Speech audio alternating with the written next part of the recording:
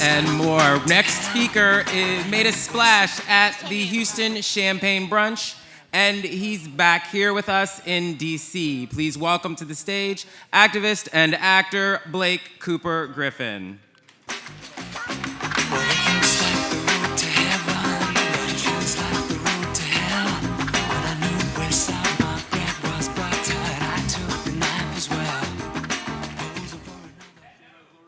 DC. We having fun? We're having fun. Are we drinking champagne? Get some more. I'm Blake Cooper Griffin, and thank you so much for having me here today. I gotta say, I love Washington D.C. I love it. I do, yes. And when I flew in yesterday, though, I realized I haven't been here for it's been like 6 months. Anything new? Feels different. I am honored to be here today, and it's so wonderful to be among such an esteemed group of speakers, and I want to thank Evan Lowe and the Victory Fund board members and staff for doing everything that you do. You guys rock. Let's give them one more round of applause. I also want to thank Tim Gunn for endorsing this tie. I was really nervous. Obviously, we have a lot of important things to do and very serious topics to talk about, but I really just want to celebrate for a minute being in this room with all of you and participating in one of my very, very favorite pastimes, drinking champagne in the morning. There's a lot of bad news out there in our world today, but there's also a lot of good in this room, and I want us to remember that too. As a community, we have come so far, and I have to extend a big thank you because it's not lost on me that as I stand here, many of the rights that we have now come from the relentless effort and the constant sacrifice of those that came before us.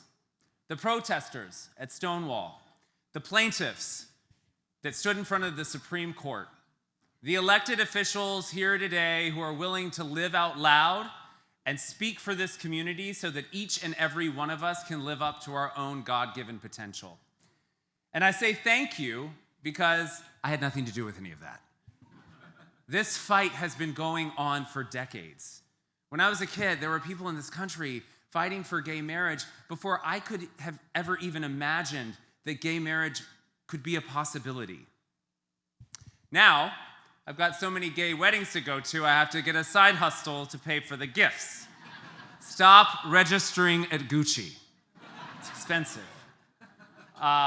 Now, let's take some time, though, to talk about something that is actually really, really, really fun.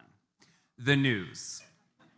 Yeah, it's a dumpster fire, no doubt about it. But when I think about the activists and the leaders that came before me, I know that there was a time when they, too, were deeply troubled by the events of their day.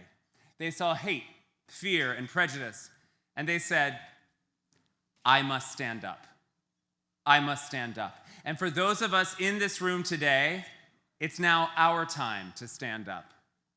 And thankfully, we have the infrastructure to do that because we have the LGBTQ Victory Fund. You know, one of the great things about gathering together this weekend is that I've gotten to hear many of your stories.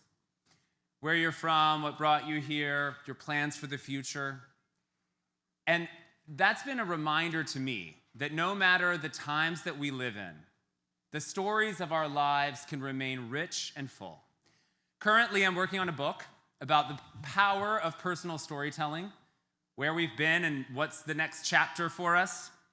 My story is that of a kid from South Carolina who was lucky enough to discover acting and performing early on in life, going on to train at an acting conservatory before moving to Hollywood to star in network TV shows, and even having the great fortune to work opposite Academy Award winners.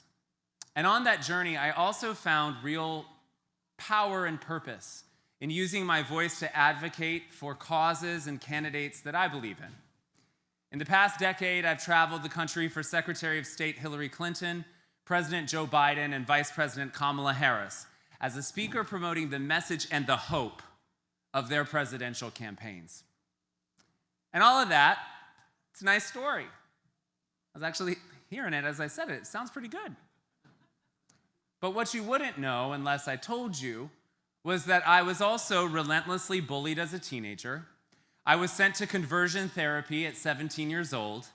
And when I first got to Hollywood, after being spotted attending a party at Carrie Fisher's house with my then boyfriend, I was called into my talent manager's office and told that if I ever went to another public party again with my boyfriend, I would have to find new representation. That was 2008. And by 2009, they let me go, telling me that my Hollywood journey would be simply too hard as a gay actor. I wasn't worth the effort.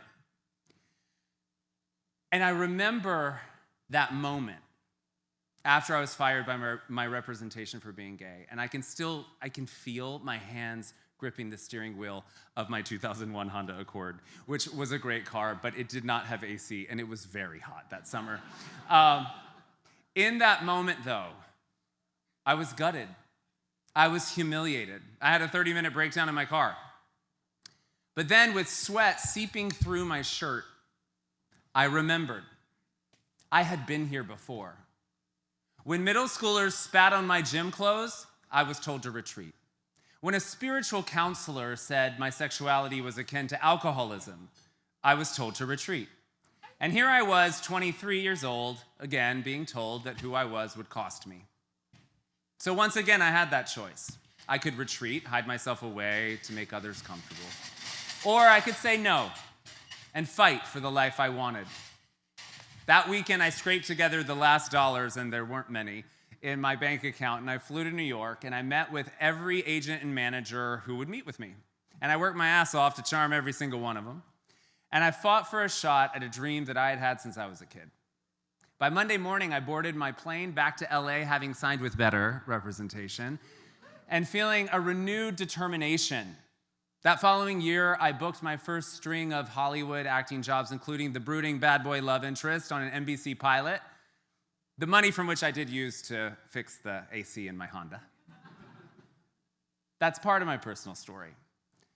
Like many of you, I've taken some punches. But even when it was hard, I stood back up and I said, I'm not going anywhere. Friends, we've seen the news.